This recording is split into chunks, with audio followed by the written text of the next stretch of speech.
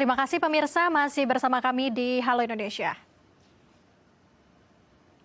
Dan pemirsa, berikut adalah infografis dari keadaan banjir yang ada di wilayah Jakarta dan sekitarnya. Intensitas curah hujan yang cukup tinggi sejak tadi malam tanggal 2 Maret 2025 menyebabkan ketinggian air di sungai-sungai di kawasan Jakarta. Di antaranya adalah di kawasan Jakarta Timur status siaga di 3 sungai, yaitu Sungai Krukut ketinggian air meningkat mencapai 86 cm. Sungai Cideng Siantar ketinggian air meningkat mencapai 24 cm. Sungai Banjir Kanal Barat Karet Baru ketinggian air meningkat mencapai 489 cm. Dan di Jakarta Utara, ada Waduk Pluit dan aliran Sungai Ciliwung Ancol Flashing Baru, di mana ketinggian air mencapai 191 cm. Sementara itu, di saat beberapa sungai mengalami peningkatan ketinggian air, Sungai Ciliwung yang berada di Hulu Katulampa mengalami penurunan menjadi 72 cm.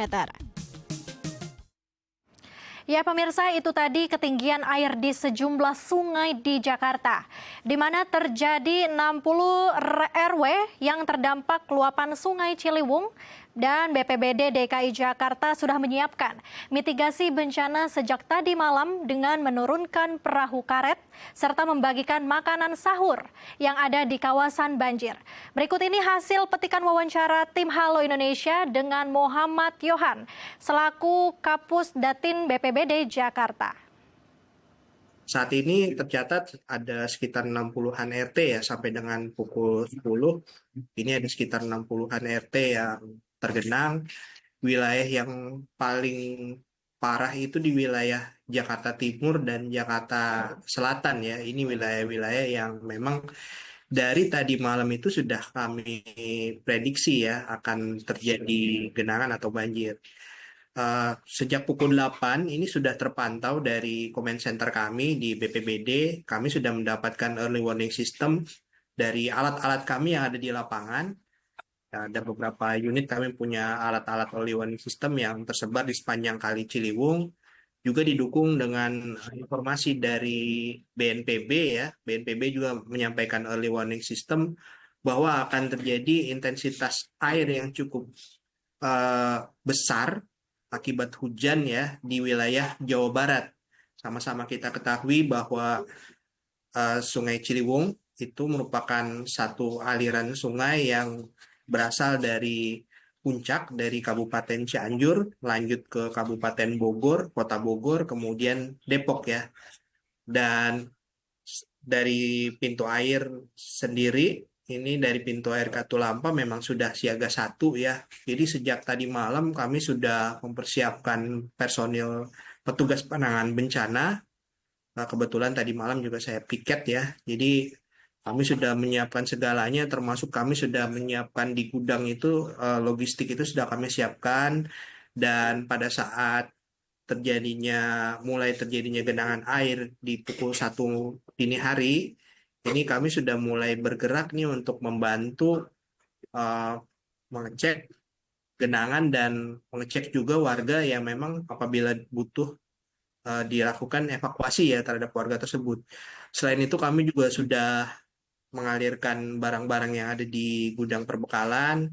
Kami sudah menyalurkan sekitar 1.000 paket makanan siap saji ya untuk warga yang didistribusikan kebetulan pada waktu sahur ya. Dan karena wilayah yang cukup masif ya, meningkat terus dari pukul 1, 2, 3, 4, 5 itu terus bertambah. Ini kami juga tidak hanya sendiri nih BPBD, tapi kita berkoordinasi dengan seluruh unit yang ada di Pemprov DKI Jakarta yang terkait dengan penanganan bencana seperti Dinas Sosial, kemudian Dinas Sumber Daya Air, kemudian dengan unsur-unsur yang ada di kelurahan ya. Kemudian terkait dengan perahu karet sama, perahu karet juga kami siagakan di lokasi-lokasi tersebut ya. Jadi ketika terjadi eh, genangan ini bisa langsung dikerahkan oleh petugas BPBD juga oleh PPSU yang membantu ya. Seperti tadi saya monitor di Balai Kambang ya, banyak warga yang dibantu dievakuasi dengan menggunakan perahu karet. Kemudian selain perahu karet, kami juga menyiagakan yang namanya perahu PE ya. Perahu PE itu dimensinya lebih kecil, dia dibuat dari polikarbonat ya, dan ini punya kekuatan yang lebih besar daripada perahu karet ya, karena ini lebih tangguh, dia bisa masuk ke dalam gang-gang kecil dan dia lebih tahan terhadap benturan. Karena salah satu kendala adalah perahu karet apabila masuk ke wilayah yang lebih kecil ya, seperti gang-gang itu, dia rentan untuk mengalami kebocoran gitu. Oleh karena itu kita antisipasi dengan mengadakan yang namanya perahu PI ini, dan ini cukup efektif untuk membantu evakuasi warga sampai dengan saat ini ya, Pak. Yang pasti di setiap kelurahan yang memang dianggap rentan, dan kebetulan kali ini tepat presisi ya, karena memang sudah diprediksi dan memang sudah disiapkan, ini semuanya dikerahkan, termasuk ditambah lagi bantuan dari provinsi dan dari Satgas wilayah. Ketika mobil itu dikerahkan juga membawa perahu karet. Jadi di lokasi-lokasi tertentu seperti di Cililitan ya, di Cipinang Cililitan itu kami juga sudah mengerahkan ada beberapa perahu karet di lokasi tersebut, ada 2 sampai 3 perahu karet yang digunakan untuk mengevakuasi warga ya. Yang pertama, untuk masyarakat apabila membutuhkan bantuan khususnya evakuasi, silakan gunakan layanan telepon 112 ya. Ini bebas pulsa. Silakan dihubungi, dan saya juga baru menerima laporan nih ada warga yang minta dievakuasi ya, tadi by phone ya. Jadi silakan hubungi 112, nomor layanan kedaruratan untuk segala macam kedaruratan, termasuk juga untuk permohonan evakuasi terkait dengan banjir ya. Kemudian yang saya tidak pernah bosan-bosan ingatkan terkait dengan bencana atau mitigasi banjir ya. Saya menghimbau warga agar tidak membuang sampah sembarangan, apalagi ke kali atau ke saluran air. Jadi ada di wilayah-wilayah tertentu memang yang sebetulnya tidak berpotensi tergenang, tapi karena salurannya terhambat, akhirnya terjadi banjir gitu. Kadang-kadang ada spring bed atau apapun itu langsung dikeruk ya dari tadi malam gitu, dialihkan supaya tidak menghambat pintu-pintu air gitu.